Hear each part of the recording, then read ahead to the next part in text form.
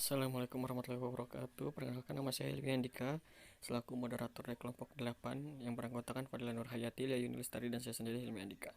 Di sini kelompok 8 akan menjelaskan mengenai kajian Islam normatif dan kajian Islam historis.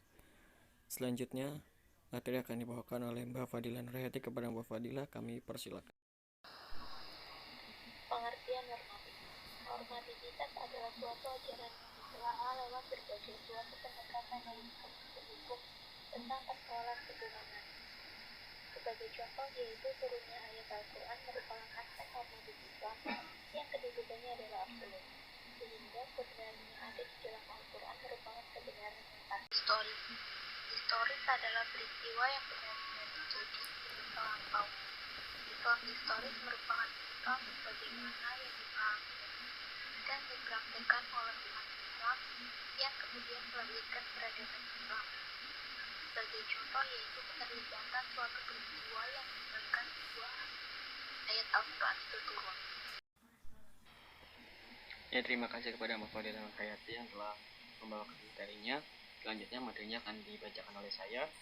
Berbeda dengan pencarian gambaran epistemologi Islam historis yang mendapatkan worldview-nya terhadap pada sesuatu pada real dan fact yang sangat berseragam dengan Islam normatif, yang mendapatkan worldview-nya pada idea untuk membawa konsekuensi pada kinerja epistemologi dalam pencarian kebenaran. Makna etimologi dari kata historis tersebut mencakup kesejahteraan dan kenyataan yang dihadapi sebagai yang real atau keadaan yang sedang berlangsung dalam kehidupan. Yang selanjutnya yaitu pengelompokan Islam normatif dan Islam historis. Pengelompokan Islam normatif dan Islam historis dapat dikelompokkan menjadi dua, yaitu nas prinsip dan normatif universal dan nas praktis temporal. Nas prinsip dan normatif universal adalah prinsip yang dalam aplikasinya sebagai telah diformatkan atau dikeluarkan oleh nas praktis. Kalau nas praktis temporal yaitu nas yang turun untuk menjawab secara langsung respon terhadap persoalan yang ada. Oke, selanjutnya itulah pembacaan materi oleh Mbak Lia Yuni Lestari. Kepada Mbak Lia kami persilakan. Keterkaitan normativitas dan historitas dalam studi. Keislaman Islam mengajarkan tentang tauhid, yaitu keesaan Allah, yang mana Allah lah yang menciptakan seluruh alam beserta isinya. Islam juga mengajarkan ilmu fikih yang membahas mengenai hukum-hukum dalam Islam, tata cara beribadah ataupun sholat. Di antaranya sebab-sebab turunnya Al-Quran, sejarah turunnya ayat Al-Quran, dan juga ilmu yang mempelajari tentang ayat nasikh mansukh, makki, madani, muhkam, mutasyabih, dan masih banyak yang lainnya. Sedangkan ada suatu bidang studi yang secara khusus mempelajari tentang sejarah, yang di dalamnya membahas tentang topik-topik kesejarahan, baik itu berupa tempat bersejarah ataupun sejarah tersebut terjadi.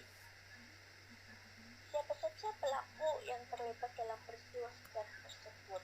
Cara pandang yang berbeda antara Islam normatif dengan Islam historis semakin diperparah lagi ketika telah terpenjara dan terkooptasi oleh kepentingan kelompok dan telah pula ditarik masuk dalam ranah konsumsi politik atau political consumption.